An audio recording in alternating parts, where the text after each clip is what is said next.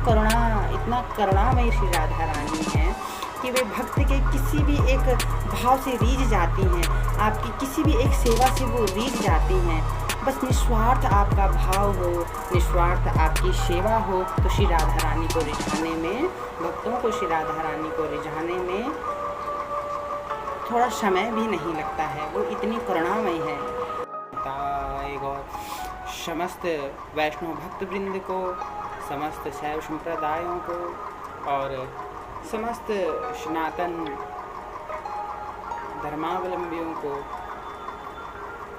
श्री राधा अष्टमी की हार्दिक शुभकामनाएं। जैसा कि आप सभी भक्तगणों को, आप सभी सनातनियों को विदित है कि श्री राधा अष्टमी श्री कृष्ण भगवान के जन्माष्टमी के 14 दिन के पश्चात 15वें दिन को बड़े हर्ष और उल्लास के साथ वैष्णव जनों के साथ साथ शैव संप्रदाय के और समस्त सनातनियों के द्वारा बड़े हर्षोल्लास के साथ मनाई जाती है। और राधा अष्टमी भाद्रपद मास के शुक्ल पक्ष की अष्टमी तिथि को श्री राधा रानी के प्राकट्य दिवस के रूप में मनाया जाता है। और पुराणों के अनुसार श्रीमती राधा रानी वृषभान के यज्ञ भूमि से प्रकट हुई थी।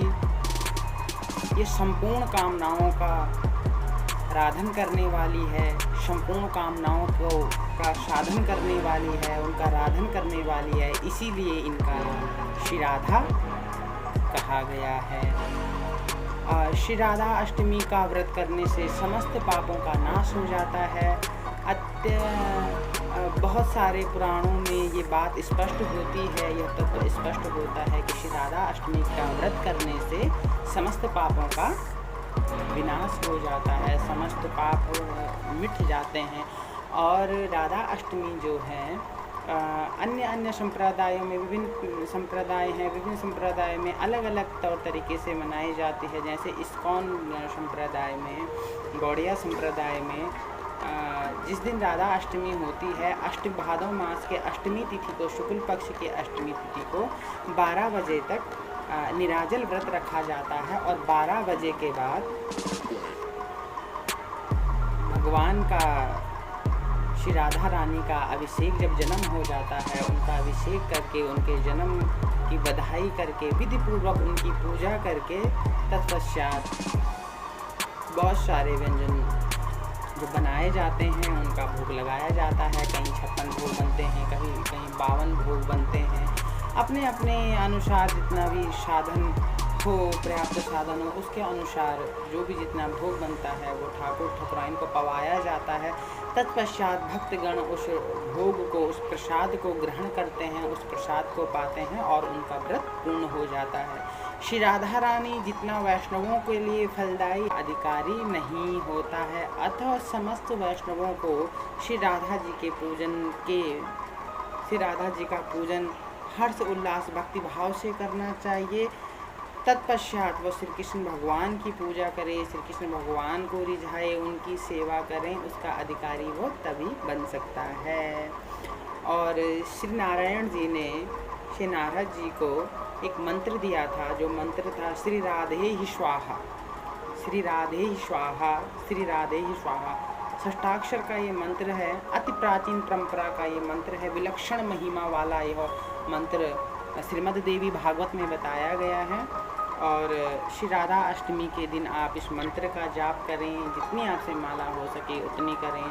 आप वृंदावन में हैं तो बहुत उत्तम कोटि का आपका सौभाग्य है कि आप वृंदावन में हैं। जो आप वृंदावन में नहीं हैं तो आप अपने जिस भी शहर में हैं, जिस भी स्थान में हैं, आप वहाँ पे जो पास में आपका जो मंदिर हो, राधा कृष्ण को समर्पित कोई मंदिर हो, कोई मठ हो, कोई वैष्णव संप्रदाय का मठ हो, कोई वैष्णव संप्रदाय का आश्रम हो, वहाँ पर आप जा सकते हैं।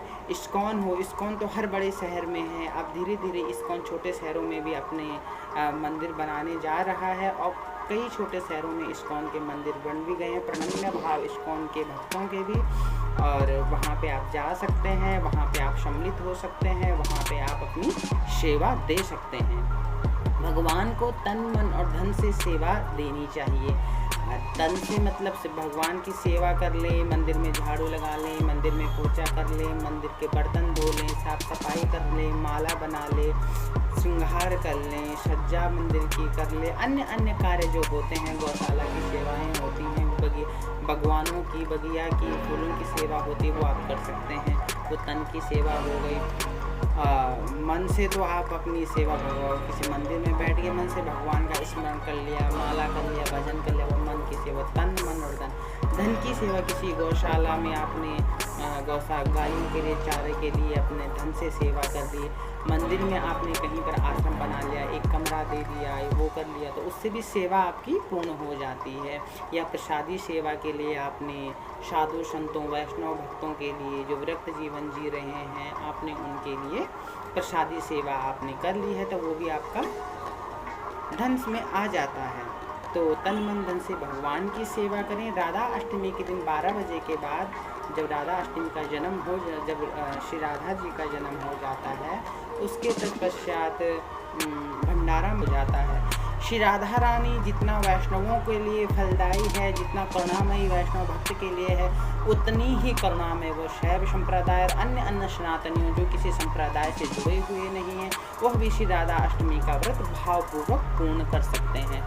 श्री राधा अष्टमी में इतना कुछ साधनों की आवश्यकता नहीं होती है, अन्य अन्य कोई विधि विधान इतना बड़ा नहीं है और बड़ी पूजा नहीं होती है। भक्ति भाव से आप व्रत रखिए, क्योंकि श्री राधा रानी बहुत करुणामयी है और वो इतना करुणामयी श्री राधा रानी है कि वे भक्त के किसी भी एक भाव से रीझ जाती हैं, आपकी किसी भी एक सेवा से वो रीझ जाती हैं।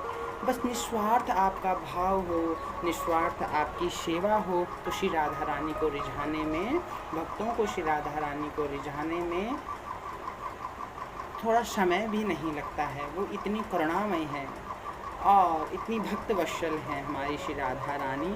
और श्री राधा रानी के विषय में श्रीमद् देवी भागवत में भी एक प्रसंग आता है कि श्रीमद् देवी भागवत में कहा गया है कि ये शास्त्रों में भी ये प्रमाण है कि शास्त्रों के अनुसार श्री राधा कृष्ण जी की शाश्वत शक्ति स्वरूपा हैं। श्री राधा जी को शास्त्रों में कृष्ण जी की शाश्वत शक्ति स्वरूपा के रूप में वर्णन आता है, उनका वर्णित किया गया है।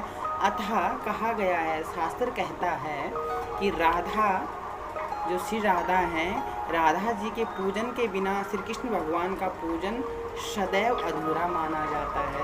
इसीलिए श्री राधा रानी के साथ हमेशा देखा होगा आपने, श्री कृष्ण भगवान सदैव राधा रानी के साथ होते हैं। किसी भी मंदिर में, किसी भी देवालय में, किसी भी मठ में आदि में जो सेवा है, निकुंज की सेवा है, उसमें श्री राधा रानी युगल किशोर का स्वरूप होता है, उसमें दोनों साथ होते हैं और निष्काम भाव से इनका पूजन होता है। श्रीमद् देवी भागवत के अनुसार भी श्री नारायण जी नारद जी से कहते हैं कि श्री